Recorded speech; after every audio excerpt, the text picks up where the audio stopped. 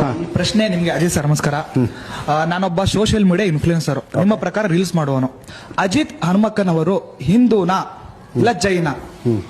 ನನ್ನ ಧರ್ಮ ನನ್ನ ಜಾತಿ ಪಬ್ಲಿಕ್ ಪ್ಲಾಟ್ಫಾರ್ಮ್ ಅಲ್ಲಿ ಯಾಕೆ ಡಿಸ್ಕಸ್ ಆಗಬೇಕು ಸರ್? ಇದು ತುಂಬಾ ಜನ ಪ್ರಶ್ನೆ ಆಗಿದೆ. ಅಲ್ಲ ಒಂದು ನಿಮಿಷ, ಪ್ರಶ್ನೆ ಕೇಳೋರೇನ್ರಿ ಏನೇನೋ ಕೇಳ್ತಾರೆ.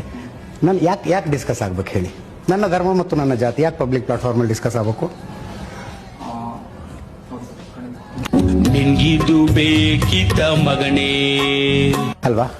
Then next question. ಇಲ್ಲ ಸರ್, ಇದೇ ಕ್ವಶನ್ ಆಗಿತ್ತು. ಅವ್ರ ಮೇಲೆ ನಾನು ನಿಮ್ಮ ಎದುರುಗಡೆ ಇಟ್ಟೆ ಅಷ್ಟೇ. ಇದೇ ಸಿಮಿಲರ್ ಪ್ರಶ್ನೆ.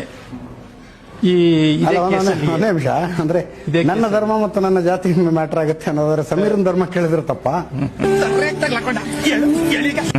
ಅಜಿತ್ ಅವ್ರ ಧರ್ಮ ಅವರು ಅಲ್ಲ ಸರ್. ಓಕೆ, ನೀವು ಹೇಳಿದ್ರಿ ಅವರು ನ್ಯಾಯದ ಪರ ಹೋರಾಟ ಮಾಡ್ತಿದ್ರಲ್ಲ ಸರ್, ಇದರಲ್ಲಿ ಜಾತಿ ಯಾಕೆ ಬೇಕು ಅಂತ ನಮ್ಗೆ ಅನಿಸ್ತು. ಹೌದು, ಒಂದು ನಿಮಿಷ, ನೀವು ಯಾವುದನ್ನ ನ್ಯಾಯ ಅನ್ಕೊಂಡಿದ್ದೀರೋ, ನೀವು ಯಾವುದನ್ನ ನ್ಯಾಯ ಅನ್ಕೊಂಡಿದ್ದೀರೋ ಆ ಆಂಗಲ್ ನಲ್ಲಿ ಮಾತಾಡೋರು correct.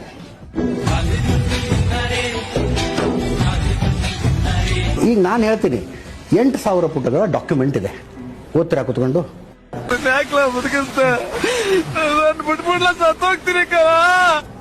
R you ready to study?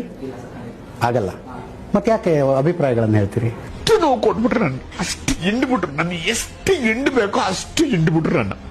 ನೀವು ಅಂದ್ರೆ ಯಾರದ್ದೋ ಧಾರ್ಮಿಕ ಶ್ರದ್ಧೆ, ಯಾರದ್ದೋ ಗೌರವ, ಅದರ ಮೇಲೆ ನೀವು ಸಗಣಿ ಎರಚ್ತೀನಿ, ಕೆಸರು ಎರಚ್ತೀನಿ ಅನ್ನುವಂಥವ್ರು ನಿಮ್ಮ ಜೀವನದ 3 ತಿಂಗಳನ್ನು ಸ್ಪೆಂಡ್ ಮಾಡಿ ಅಧ್ಯಯನ ಮಾಡ್ಕೊಳ್ಳಿ. ಅದಾದ ನಂತರ ಏನು ಪ್ರಶ್ನೆಗಳು ಬರ್ತಾವಲ್ಲ, ಆ ಪ್ರಶ್ನೆಗೊಂದು ತೂಕ ಇರುತ್ತೆ. ಅರ್ಥ ಆಯ್ತಾ? ಹಿಂಗೆ ಹುಚ್ಚರಂಗೆ ಇಲ್ಲೊಂದು ಕೇಳ್ತೀನಿ ಅಲ್ಲೊಂದು ಕೇಳ್ತೀನಿ ಅನ್ನೋದಕ್ಕಲ್ಲ. ಸ್ಟಡಿ ಅಲ್ವಾ? ಸ್ಟಡಿ. ಮತ್ತೆ ಭೇಟಿಯಾಗೋಣ. ನಮಸ್ಕಾರ.